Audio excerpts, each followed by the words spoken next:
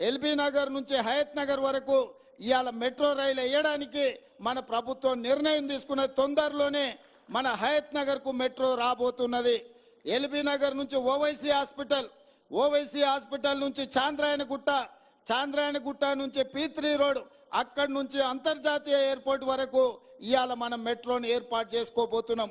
రేపు ఎవరైనా హయత్ నగర్లో మెట్రో ఎక్కిండ్రంటే అంతర్జాతీయ ఎయిర్పోర్ట్ వరకు అంతరాయం లేకుండా ఎల్బీ నగర్ నుంచి ఓవైసీ హాస్పిటల్, అక్కడి నుంచి చాంద్రాయణగుట్ట, అక్కడి నుంచి ఎయిర్పోర్ట్కు పోయేటట్టు ఇవాళ మనం మెట్రో రైలు వేసుకుంటున్నాం.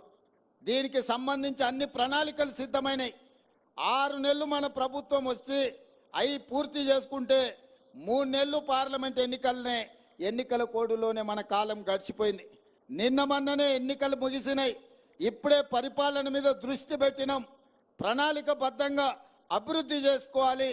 అదేవిధంగా మహేశ్వరం ప్రాంతంలో ఏదైతే 25,000 ఎకరాల భూసేకరణ జరిగిందో మొత్తం ఐటీ ఫార్మా కంపెనీలు పెడితే మన ప్రాంతం అంతా కలుషితం అవుతుందన్న ఆలోచనతోని అక్కడ వివిధ అభివృద్ధి కార్యక్రమాలు తీసుకెళ్లాలని, అక్కడ యూనివర్సిటీలు పెట్టాలని, అక్కడ ఐటీ కంపెనీలను పెట్టాలని, అక్కడ పెట్టే ఫార్మా కంపెనీలలో కూడా పొల్యూషన్ లేకుండా ఓన్లీ టాబ్లెట్స్ తయారు చేసే కొంత భాగమే ఇవ్వాలని, ఎలక్ట్రిక్ కార్లను ఉత్పత్తి చేసే పరిశ్రమలను తీసుకురావాలని, బ్యాటరీలను తయారు చేసే పరిశ్రమలను తీసుకురావాలని, అక్కడనే స్పోర్ట్స్ యూనివర్సిటీ పెట్టాలని, అక్కడనే మెడికల్ హెల్త్ హబ్ క్రియేట్ చేసి మెడికల్ టూరిజంలో ప్రపంచంలో నుంచి ఎవరికి ఏ వైద్యం కావాలన్నా మన హైదరాబాద్ ఎయిర్పోర్ట్ నుంచి మన రంగారెడ్డి జిల్లాలో ఒక మెడికల్ టూరిజంని అక్కడ ఎస్టాబ్లిష్ చేయాలని ప్రణాళికలన్నీ మా మిత్రుడు IT and industries minister Sridhar Babu గారు ప్రణాళికలు సిద్ధం చేస్తున్నారు.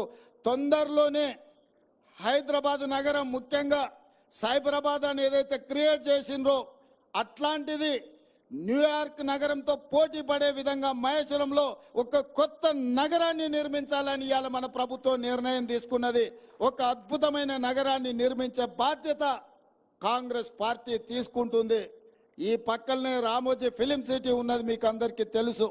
రామోజీ ఫిలిం సిటీ దేశంలో ఉండే సినిమా షూటింగ్లకు ఈరోజు ఉపయోగపడుతుంది. కానీ మా ప్రభుత్వం ఇంకొక ఫిలిం సిటీని క్రియేట్ చేయాలని ముంబైలో, మహారాష్ట్రలో ఉన్న హిందీ ఫిల్మ్ ఇండస్ట్రీ మొత్తం ఇక్కడికి రావాలి. మన రాచకొండ గుట్టలు, మన ప్రాంతం అద్భుతంగా, మనము ఊటీలు ఎక్కడెక్కడికో పోతున్నాం. ఒక్కసారి మునుగోడు వెనుక ప్రాంతము, ఇబ్రహీంపట్నం ముందు ప్రాంతం, రామోజీ ఫిలిం సిటీ పక్కల నుంచి ఆ తండాలకు నేను ఎన్నికల ప్రచారంలో పోతే అద్భుతంగా మనకు ఊటీ కంటే అద్భుతంగా మన ప్రాంతం కనిపించింది. ఈ ప్రాంతంలో అద్భుతమైన సినిమా షూటింగ్లను చేపట్టడానికి అవకాశం ఉంది. రాచకొండ ప్రాంతాన్ని ఒక అద్భుతమైన ఫిల్మ్ ఇండస్ట్రీకి అవసరమైన అభివృద్ధి కార్యక్రమాలు చేపట్టాలి అని ఇవాళ మన ప్రభుత్వం ఆలోచన చేస్తున్నది. ఇవన్నీ ఎందుకు మిత్రులకు వివరిస్తున్నా అంటే రాబోయే రోజుల్లో రంగారెడ్డి జిల్లాకు మహర్దశ పట్టబోతుంది.